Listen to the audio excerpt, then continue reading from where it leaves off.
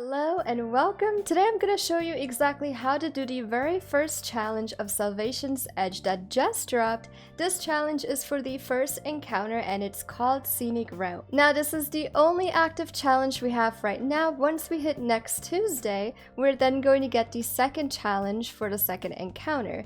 For the challenge, you can either run it on Master or Normal mode. If you do the Master version, you will get an Adept weapon. However, if you do the normal version, you will not get an Adept weapon, but you do get an extra chest for more loot. So let's move over to the challenge. This challenge wants you to kill the second overload, not the first one. And in case you didn't know, both teams in this encounter are going to come across an overload, and technically when one team kills the overload, it will despawn the other and spawn in a tormentor. So what I mean by that is when you're running the encounter and you come across the first overload, you'll communicate with your entire team saying, hey, whoever's on my side, we got the first overload, we gotta keep it alive. Then you're going to get 1 or even 2 hydras that spawn inside that overload room, and when you kill those, it allows the other team to go to the next room where they will find their overload, and that is considered the second overload, and that's the one that needs to die. Now here's a fun fact. For one team, the overload is going to spawn in their third room, so that's how you know that is the first overload to come across, and the secondary overload will always spawn into the fourth room for the opposite team, which is why you will get a Hydra guaranteed inside that first overload room. In short, always keep the overload in the third room alive and always kill the overload in the fourth room. So going back to the entire encounter, do it normally and kill the secondary overload, which will spawn in the tormentor.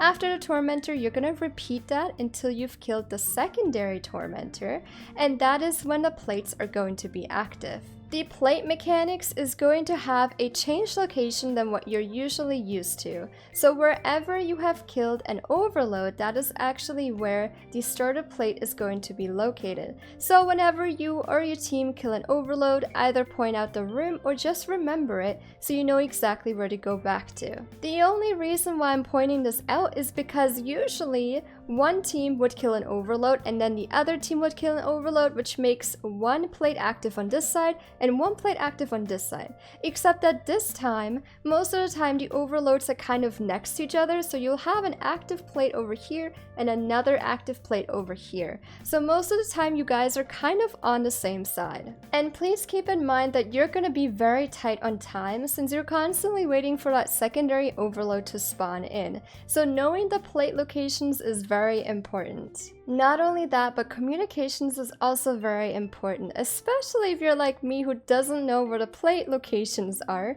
I either started remembering the rooms where I killed the overload, or in case the other team killed the overloads, I had other teammates call out like, hey, Zwerg is on a starter plate, I need someone to go to the room to my left or someone to the room to my right. And that is the entire challenge. Now if you're doing Master, all of these enemies are going to be very tanky. However, there are no added in champions except for the overloads, which are already there in the first place.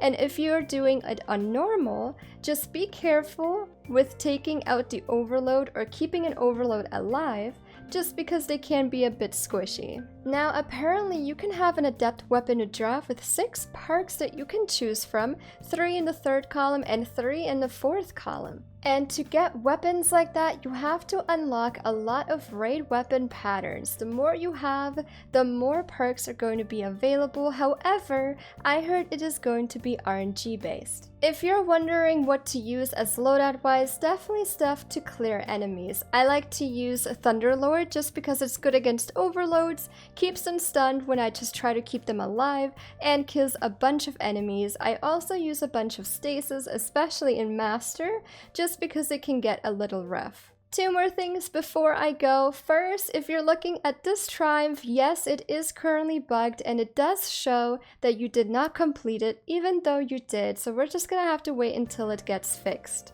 And secondly, if you ended up doing this challenge on Master, you should have gotten an Adept weapon. So if you are at the very end of the raid and you decide to buy another Adept weapon from the bracelet, right now may not be the best idea, because when I did it and some other people did it, it ate your spoils but never dropped an Adept weapon. Now I'm not sure how many other people had this issue, but I definitely know that 4 of my teammates and myself have had that, so if you want to keep trying it, definitely do that, but we may have to wait until it's fixed. With that being said, please leave a like to this video if you liked it or found it helpful. It would help out tremendously. Thank you so much for tuning in and watching. I will be doing a lot of raid helps over on my Twitch channel, so I will either see you in my future Twitch stream or in another video. Bye!